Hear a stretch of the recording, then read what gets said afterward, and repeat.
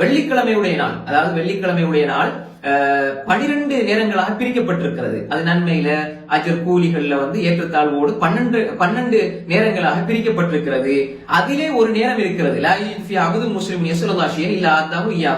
அதுல ஒரு நேரம் இருக்கிறது. அந்த நேரத்தில் யார் ஒரு மனிதர் எந்த தேவையை கேட்டாலும் அல்லாஹு தஆலா நிச்சயமாக அவருக்கு கொடுப்பான். எந்த ஒன்றை அவர் கேட்டாலும் நிச்சயமாக அல்லாஹ் கொடுப்பான்.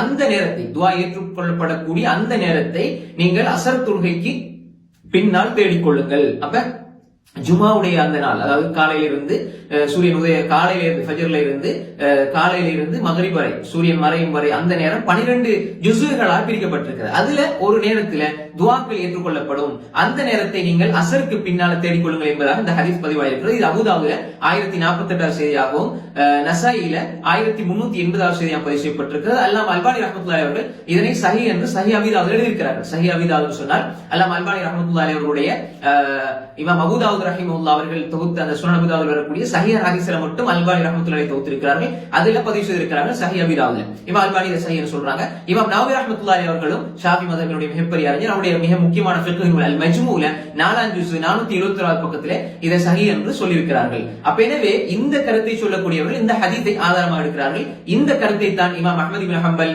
இமாம் இஸ்ஹாக், அதே மாதிரி இமாம் இப்னு அப்துல் பர் போன்ற மிகப்பெரிய அறிஞர்கள் எல்லாம் இதை வலுவானதாக சொல்கின்றார்கள். அப்ப எனவே இந்த கருத்தை தான் இமாம் இப்னு கைம் அல் ஜௌசியா ரஹிமஹுல்லாஹ் அவர்களும் வலுவானதாக பார்க்கிறார்கள்.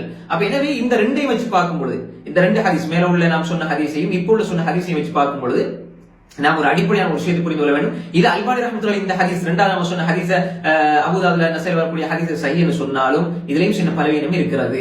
அப்ப எனவே நாம் மொத்தமாக பார்க்கின்ற பொழுது ஜுமாவுடைய தினத்திலே துஆ ஏற்றுக்கொள்ளப்படக்கூடிய விசேட நேரம் குறித்து வந்திருக்கக்கூடிய அனைத்து செய்திகளிலும் பலவீனம் இருக்கிறது. எந்த ஒன்றும் தெளிவாக சஹீஹாக வரவில்லை. அதனால தான் கருத்து வேற்றுமை வந்திருக்கிறது. அப்ப எனவே ஜும்மாவுக்கு இமாம் வந்ததிலிருந்து தொழுகை முடியும் வரையா அல்லது அசருக்கு பிறகு மக்ரிபுக்கு முற்பட்ட நேரத்தில், இப்ப இந்த ஹதீஸை பொறுத்தவரை பல துருக்கள் வருது. இல்ல கைபு, அதாவது கைபுபத்தி ஷம்ஸ், சூரியன் மறைவதற்கு அண்மித்த நேரத்தில் துஆ கேளுங்கன்னு வருது. பல துருக்கள் வந்திருக்கிறது. எனவே ஒப்பிட்டு பார்க்கும் பொழுது இந்த ஹதீஸ் ஓரளவு நமக்கு கொஞ்சம் நெருக்கமாக இருக்கிறது. அதாவது அசருக்கு பின்னாடி மகரிபு கொஞ்சம் முன்னால் நம்ம கேட்கிற துஆ கொஞ்சம் ஏற்றுக்கொள்ளப்படக்கூடியது என்ற அடிப்படையில் இந்த ஹதீஸை வைத்து சில நவீன ஹதீஸ் அறிஞர்களும் ஏனைய அறிஞர்களும் இந்த கருத்தை தான் வலுவானதாக சொல்கிறார்கள்.